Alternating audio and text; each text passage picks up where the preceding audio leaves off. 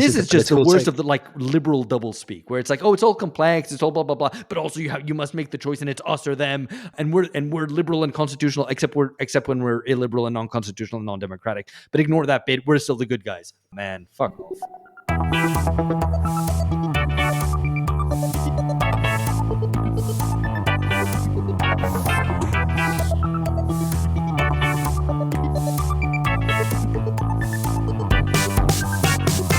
Milan ou Tripoli, Vilnius ou Benghazi, Paris, Moscou, on fait le bunga, bunga. Bangkok ou Bogota, Le Caire ou Jakarta, Gustavia, on fait le bunga, bunga.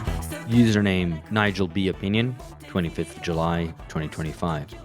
Very good episode, but I can't have been the only person hoping for a Phil comeback. Well, you at weren't, least Nigel. one person. You weren't. At least one person. Who's that you hear? Yes, it's Phil Cunliffe. Hello, I'm Alex Hochuli in São Paulo, Brazil. This is Bungacast. Welcome back, all you listeners. I'm here with George Hoare in London. And as you might have heard, Phil Cunliffe gracing us with his presence once again. Yeah, Daddy's back, boys. So I know it's been hard. Don't call it a comeback. Don't call it a comeback. Been doing it for years. So you are the glad LL to be back. It's Cool nice to see you both. Well, I mean, we chat obviously for the reading club, but it's nice to see you both outside of that context too. This is our end of month episode. A little bit differently this time. We are commemorating our 500th episode, which you might have noticed came out a couple of weeks ago. And as part of that, we want to continue exploring the end of history in big scope, widescreen, big canvas, etc. You can pick your artistic metaphor as you prefer. But the big point is that we want to continue these discussions. As Nigel B. Opinion commented, Phil wasn't involved in that 500th anniversary episode. We did that with Lee Jones and Alex Gurevich, regular contributors and contributing editors to this podcast. But this is an opportunity to kind of expand on some of that, give Phil a chance to reflect on that episode, and indeed take your questions and comments from the past month. So the way this is going to run, we're going to start by discussing and critiquing a recent essay which came out in Foreign Policy magazine called The End of Modernity by the historian Christopher Clarke. And then we'll move on to deal with your questions and comments from the past month, focusing on that episode 500. So I guess I'll start, guys, by introducing Christopher Clarke. Unless you guys have anything to say about him, I don't know if this is a figure you're particularly familiar with. I know he kind of was involved a bit in Brexit debate, so maybe that's how you're aware of him. I haven't read any of his books, I have to say. No, he had. I don't recall his role. There were kind of, historians, no less eminent historians who took a much more active role. And, he is an Aussie. Though if you listen to him, he does not sound like an Aussie. He sounds like you'd expect a Cambridge professor to sound, in fact. So it's Eastern quite amusing. European. Yeah, well, no, Eastern European. They don't sound East European, Alex. Those days are long gone. But he sounds, I don't know, maybe that's the way posh Aussies sound. Or maybe he's been in Britain for so long that, it's kind of abraded the accent a bit. I don't think we should have any accent policing on this podcast. We should move on. No, I was going to say the two of you, we started glass with houses and stones come to mind. But he's so he's an interesting character because he's tremendously, tremendously eminent in terms of the acclaim that his work has received, most notably The Sleepwalkers, about the outbreak of the First World War. The clue is in the title, I guess. And then more recently, his history of the 1848, new global history of the 1848 revolutions, which again was kind of met with almost universal acclaim, including from fellow historians in both cases. And Perry Anderson has been, in his most recent book, devotes a lot of coverage to Clarke's oeuvre, both in terms of The Sleepwalkers and in terms of 1848. So he is, there's no doubt about his academic accolades, but also that he has a genuine contribution to the historiography and discussions around those two events.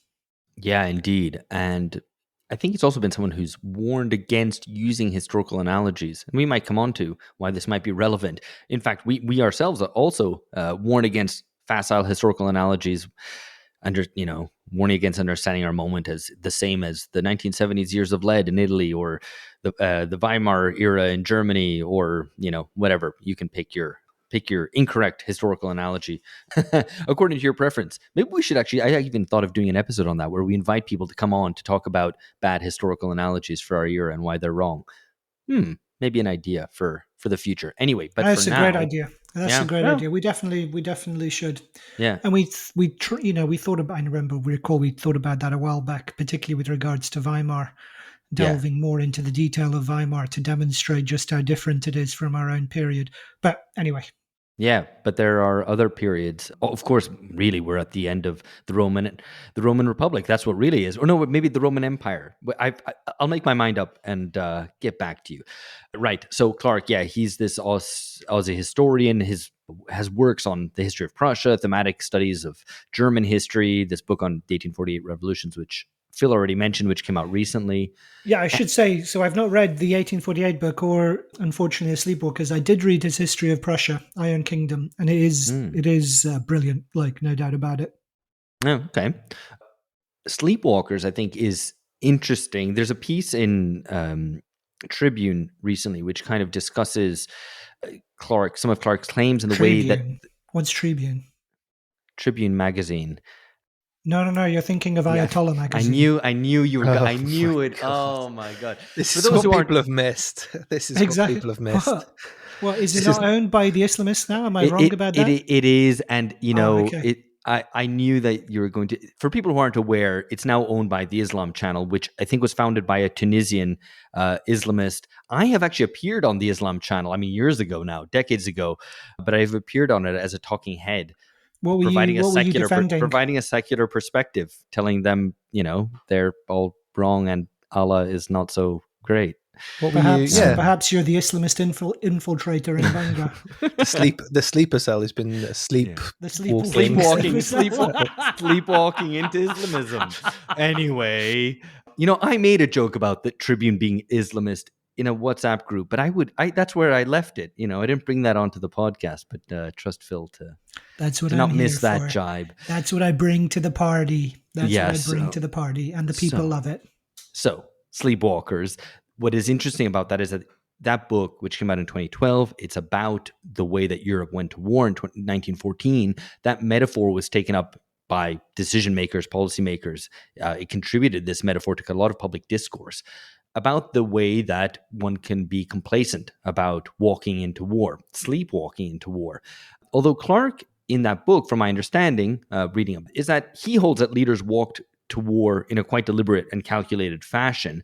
But what he is at pains, I think, in that book to say is that in doing so, they didn't realize the gravity of what they were doing. They're blithely going into war thinking, it'll be a quick war, etc. I think this is familiar enough to people. Yeah. The piece in Tribune magazine, and I am pronouncing that correctly, Phil, which I thought was good, goes through some of those kind of metaphors for moving towards disaster. So there's sleepwalking, unconscious sleepwalking.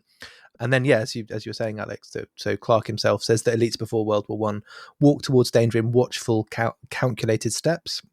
He also talks about potentially elites inviting disaster in, and this is Ed McNally, the author of this Into the Abyss piece, elites inviting disaster in 1914 with their eyes wide shut. He doesn't talk about elites facing God and walking backwards into war, which would have been a good... neither of you get that reference. Some of our listeners will get that. Explain where is that from? Just Google it. You'll... I'm busy recording a podcast, but I don't want to Google it. Tell us. Okay, it's a drill quote. So, all right, you should. Okay. Yeah, I wish I Googled it now. I think what's interesting in the piece is that this, like, he kind of sets it up, this, the debate between Anderson and Clarke. The sleepwalking from Anderson's point of view is very different to the logic of empire. Like, Anderson's point is there is some kind of, in the analysis of the structures, there's a necessity of world war. one. Like the expansionist, the imperial logics, the logic of empire fundamentally is not a sleepwalk. It's not individuals making bad decisions or being like asleep at the wheel or, other metaphors available, but there's a kind of structural analysis. And having not read the sleepwalking book, I generally tend to, if you get the Anderson treatment and you come out unscathed, it's quite rare. And that I thought was a good point by Perry Anderson himself. Indeed. What's interesting, and this is relevant for the essay that we're going to discuss here, which I will explain, I will kind of lay out briefly in just a second. But in the face of Russia's invasion of Ukraine, it's notable that Clarke said that we're not in a 1914 period for two reasons. One, because Russia was the sole agent, according to him. And secondly, that actually leaders, especially in Germany today, have taken his sleepwalker's lesson a little bit too much to heart. That is to say, they're maybe too cautious, too risk averse with regard to war, something along those lines. At least that's what's intimated in this essay in Tribune about that. People who might be more informed can inform me. But well, I was quite if struck. accurate, ridiculous. What is ridiculous? Ridiculous in that, I think the sleepwalking analogy in some ways is more appropriate to the 2020s and Russia, Ukraine than even 1914. Indeed. And at the same time, the notion that Western European states have been complacent, particularly most recently, that seems to me absurd. Yes, absolutely. Yeah, and I think it's worth. I know I haven't spoken to anybody who was alive in 1914 for this comparison, but there's many people I've spoken to, Pete Ramsey, Maurice Glassman included, have said that they thought there was a greater threat of nuclear war in 2022 than during the Cold War. So, and I think that is and you push them on why. It's because fundamentally the elites today do seem to be not really too bothered or not really too aware of these possibilities. I think I mentioned very this. Striking. It is. I mentioned this several, some time ago, maybe even years ago now, but on this pod. But my dad, who's born in 1948, so 77 this year, he said the same thing. He was struck by how he felt much more concerned, insofar as a nuclear war was likely. He felt more concerned about it now than he did in the 1970s and 1980s. And he said it for precisely the same reason, that you feel that the people are lightweights in charge. When they're kind of grandstanding and posturing and brinkmanship, this is a Nixon and Kissinger. He used Kissinger in particular as the example. These are not smart people. And that is extraordinarily dangerous. Well, and Kissinger isn't exactly a guy who took war too gravely. He was relatively willy-nilly with the bombing. So, that's quite an indictment. He understood, he understood the dynamic of avoiding nuclear war with Russia, or the Soviet Union as it was at the time. That lesson was very clearly imprinted.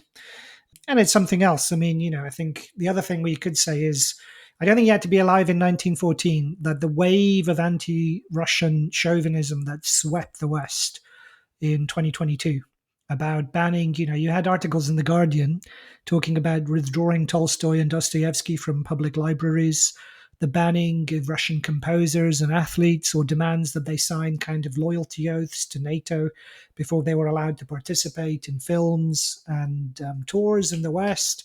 This incredibly draconian response. And I've never seen anything like that in my lifetime. I've never read about anything like that, even at the height of the Cold War, in terms of targeting a nation specifically. And, that was idiotic, right? The idea was that the nation of Russia had been captured by communism and it needed to be defended. Its culture and national tradition had to be defended against communism.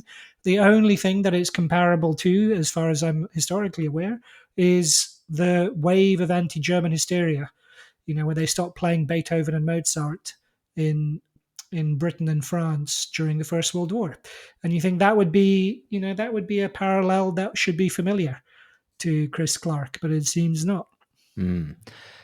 So these are issues which we're going to come on to specifically with regard to Russia. But let me just lay out what this essay is for those who haven't read it or might not have a chance to, or just want to listen to us talking about it. Oh, wait, but this would be a good moment just before that to make reference to episode 300, a commemorative episode 200 years ago, No, 200 episodes ago, in which we discussed the threat of nuclear war. We used that opportunity of that commemorative episode to delve into these questions more deeply. So rather than repeat ourselves with regard to those points too much here, you can go back and check out that episode. Now, as to Christopher Clarke's essay, it's basically about, he says it's about the end of modernity. I mean, that's the title. But there's actually two parts. The first surveys the 80 years since 1945, and particularly the shift from the Cold War era to the post-Cold War order. And indeed, kind of the changes within that post-Cold War order, the transformations of the past 2 decades in particular. The second part of the essay is about an inquiry into modernity and its collapse. And these things sit together perhaps slightly uneasily, which we can come on to perhaps discuss. He starts by using Austria and the refoundation of Austria as an independent state in 1945 as a way of showing how we shouldn't read history backwards and to not miss the historical openness of the 1945 period, of how that could have pointed in different directions. We read it backwards as the kind of, the nation state reemerged, Europe of a kind of nation states, etc. No, indeed, a world of nation states. That wasn't a given at that moment. Anyway, that's a worthwhile point. The more substantially and more in terms of what we want to discuss, he looks at the kind of periods of 1945 to 1989, a period of peace in Europe. The time of street fighting, coups, and authoritarian experiments was over. There was violence elsewhere, but it was contained within a, quote, bafflingly simple structure of bipolar stability, that is, the Cold War between the US and the USSR. It's worth recalling, as we note in our book, that there have been many kind of previous ends of history, and the period following the Second World War itself was one of them. So, when Christopher Clarke refers to, the time for street fighting, coups, and authoritarian experiments was over, that itself is a reference to that period and the feeling that kind of the big history of the past had been left behind. Yeah, I want to. I mean, it's been said before, and it's both across the political spectrum. I think there's an odd, I suppose different people have nostalgia for different periods, and it depends who you're talking to and about what. But another common one about this period is Les 30 Glorieuses, the glorious 30 years, coined by a French economist whose name escapes me now, but to talk about the vigorous kind of cumulative growth of the post-war era as part of Europe's industrial recovery. But I mean, it's an odd thing to describe. So it's true that Europe didn't suffer the kind of political instability and conflict you saw in the interwar period. That much is true. But the idea that it was just peaceful, complacent, and kind of fat and lazy is also remarkably odd, particularly for someone Christopher Clarke who would have lived through that period. You think, France came close to civil war over the withdrawal from Algeria. You had some truly shocking kind of imperial defeats, Dien Bien Phu with France as well. So you had the disintegration of the Fourth Republic and the establishment of a new republic. You had political assassination was much more common. You had two significant counterinsurgency campaigns in Spain and Ireland, Britain, with the IRA and the Basque separatist movement. So, and not to mention then that you had genuine social conflict and remarkably high rates of organized labor militancy, particularly in the 1970s. And the whole drama of decolonization, which wasn't kind of written in advance, it would be to read I again. suppose, but Clarke would say perhaps that it played off stage, which to some extent is true. But you're right, it's hard to contain that, particularly when you're talking about the Algerian War, which is just across the way and was legally part of metropolitan France. Anyway. And the transformation of the metropole through the loss of the colonies was significant, right? We can read it like, oh, well, this was always going to happen and that these were always nation states which became empires and then returned to being nation states. That isn't correct, No, and living under the threat of nuclear war and the kind of crises in Berlin and that tension, not to mention as well the invasion of Czechoslovakia and also Hungary, all of that, I think it's much too simple to just pass it off, that era, as some kind of complacent and settled time when nothing happened. No, absolutely.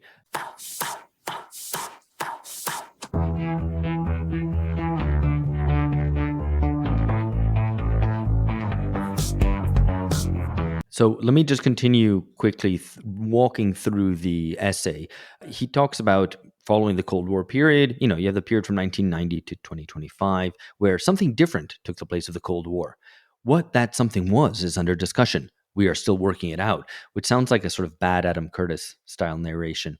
um, he cites, all the events that have followed the end of the Cold War, the self-demolition of the Soviet Union, the economic and societal collapse of Russia, the Yugoslav wars, the two Chechen wars, the 9/11 attacks, the war in Afghanistan, the Iraq war and its long aftershocks, the Georgia crisis, the global financial crisis, the Ukraine crisis, the Greek financial crisis, the European migrant crisis. It's kind of breathless. And I mean, this does relate to Phil's point, which makes our age, the end of history, seem especially turbulent relative to the peace of the post-war era in Europe, which I think Phil's right, and that would mischaracterize matters. Clarke also divides the post-Cold War period into two periods themselves. Until 2007 was, properly speaking, the post-Cold War period of overwhelming US power, and then a period which follows from 2008 onwards through to today, which is characterized by the catastrophes following the Iraq War, which raised questions, here I'm quoting, raised questions about how successful the United States would be in translating its full spectrum dominance into lasting political achievements. We have, in this period, the emergence of quote-unquote authentic multipolarity. So Clarke, in winding his way towards a conclusion of this section, says we're moving towards a more mobile and unpredictable world like the 19th century. There's tensions in the Eastern Mediterranean. There's Russia's invasion of Ukraine, which is, quote, a broader war against the West and Europe in particular. In this telling, Russia is a revisionist and perhaps even revanchist power, seeking to undo the 1945 settlement, according to Clarke. He then moves on to the section which deals with the end of modernity. Properly speaking, he talks about the way that the collection of institutions of the quote-unquote modern era is gone. And so you can cite industrialization, sustained economic and demographic growth, welfare states, material saturation, mass centralized media, political parties serving as anchors for identity, and the whole mythology that accompanies this modern era of becoming modern. All that, Clarke holds, is gone. These obviously are themes which should be familiar to listeners because as we've talked as much probably about the end of history as we have about the collapse of modernization and perhaps a kind of end of modernity. So that's a question mark. That's a question that we're going to come on to because it's not entirely clear how one would evaluate that claim. So today we're living through this period of the end of growth and development, the collapse of trust and authority in various institutions, and the fragmentation of media and knowledge itself. Clarke then concludes by saying that there's no neutrality to be had today, which is a claim that might be undermined by himself by saying, well, things are very complex. There's many different options, but also we have to choose. So we're going to come on to all of these. We're going to open up the discussion. So, and I mean, aside from the fact, there are plenty of countries that have deliberately have been neutral in the Russia-Ukraine war. right. Big countries like India, for instance, just to name one.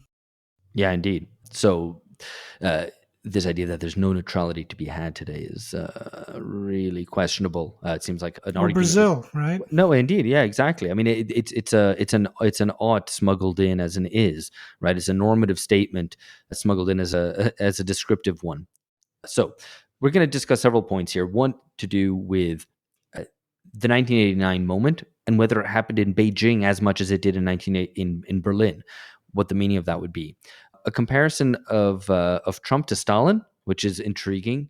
The role of Russia, how we understand it, and what are the consequences of different understandings of Russia. How we could tell we've reached the end of modernity, and then finally this question of us being faced, Western publics or Western nations being faced with a choice between democracy and authoritarianism in some sort of formulation. So, guys, firstly, he talks about the Fukuyama moment. This is obviously extremely well-trod ground by us, and indeed, probably subsequent to us by a lot of other people. Hell of a lot of things talking about the end of history today. Christopher Clarke notes that one was standing on the high ground of modernity. It might even be that history itself had come to a kind of completion in this dawning of a American century. There, him kind of paraphrasing Fukuyama. But interestingly, and this is important and maybe something which has been under-discussed on this podcast, I would say, with regard to the end of history, is that as Clarke argues, 1989 was very important in Berlin and Beijing. So here I'll quote: "The resolute crushing of an incipient democracy movement by the Chinese government in 1989 was just as important in shaping our present as the fall of the Berlin Wall later that year. Our world bears the dual imprint of the almost simultaneous transformations of 1989 in Beijing and Berlin." Yeah, it's a good point, I think. He's not the first one to make it, but I think in the context of talking about it, particularly from looking backward from China being a superpower whose position is only exceeded by that of the US at the moment, that you have to reckon with not only you have to qualify that image of this untrammeled US victory. I think that's important. And not to mention the fact also, I mean, there are two details though that are important with that, famously, and this has been established, I think, well for some time. But, when the Politburo sends the tanks into Tiananmen Square, they're thinking about the Cultural Revolution. They're not worried about liberal human rights NGOs taking over like happened in Eastern Europe. What they were thinking about was the Cultural Revolution, and I think Deng Xiaoping's own son had been disabled. He was left in a wheelchair after he was so badly beaten by zealous Red Guards in the Cultural Revolution. So they had all been personally scarred by all of that conflict, and they were determined to avoid it, and they were willing to ruthlessly crush that revolt. So the point being that they understood what was happening in very different terms as the prospect of internecine chaos and factionalism associated with radicalized Maoism, and that is what they were trying to avoid. But it does complicate the idea of the end of history, knowing that, and also knowing that from from our vantage point of Chinese superpowerdom, that the idea that it was simply a Western victory rather than a Sino-US victory is, it's an important caveat. It's a point that Chris Catrone has made, that it's better perhaps to understand the end of the Cold War as a Sino-US victory rather than as an unqualified Western victory. Because the Chinese benefit disproportionately more from the end of the Cold War than the Americans did, right? They got all the industry. They built themselves up. Their advance has been that much greater, rather than the Americans who've instead grown complacent, allowed their industrial base to be hollowed out, and have become relatively weaker, in fact, over that period. Yeah, but I think he would say it was that period 1990 to 2007 where it did appear that America very much was the winner of the Cold War, as the focus on US power. He does even say it's 1991. It's the efficiency of Operation Desert Storm that makes you think you are standing on the high ground of modernity. And it's only 2007 onwards that you kind of have this Chinese characterization of the era of strategic opportunity in the post Cold War. But I take your point. I think it's maybe that is the right way to read history, that the Beijing aspect of the 1989 to 1991 moment is much clearer in retrospect than it was in those first kind of 17 odd years. I mean, it's also though. You can only understand globalization in that way, though. Maurice Glassman, the Labour peer here in the UK, he makes that point. You have to understand it politically. It's an alliance between the Chinese Communist Party and global financial capital. That is the basis for globalization. So if you see it purely as a liberal victory without dragging this enormously important ally in tow, who could provide a new, bring on this huge reserve army of labor onto the world stage as a way of outflanking domestic labor forces in the West, you can't really understand that period. So I think, it's legitimate. Obviously I take his characterization, but it's legitimate to read it backward in that way, I think. And sorry, just one more point, Alex. But I think his centering the Gulf War is also important. And that was, because we forget because of Iraq and the dismal kind of outcome of the Iraq War now, but the first kind of Iraq War, the Gulf War, was seen as a tremendous victory, overwhelming kind of consecration of US geopolitical supremacy and also its military technological prowess. Yeah, but I mean, I think this moment, as we've commented before, that you can analyze and look at the end of history and the end of history through different national prisms, and some pieces fit and some pieces don't, right? Because and precisely the point being that there is no simple kind of end of history story which maps equally onto all countries. The thing is that a general, there's a kind of a global movement which intercedes into the life of different nations in different ways, but that nevertheless, there's still a basic story there which holds. The China question is the biggest one, where it seems like, well, this is, you have to reorient and kind of ask the question anew. Does the thing still hold? And here I think is like one of the real historical proofs of dialectics is that it's a genuinely contradictory moment in which it's 1989 represents the victory of liberalism, but it also represents the defeat of liberalism, as liberalism's undoing starts to accelerate precisely at that moment in the West, and it represents the victory and the moment of great ascendance for a rival power, which is precisely non-liberal, anti-liberal. It's the capitalist power that succeeds on precisely not liberal democratic grounds, but a liberal authoritarian one. So Yeah, I mean, but it's not. It's also a pattern, So if you think, say, they FDR cuts a deal with Stalin. That's the basis of the liberal world order between 1945 and 1991, right? And Bill Clinton and George Bush cut a deal with Deng Xiaoping. That is the basis of the world order that emerges in that case.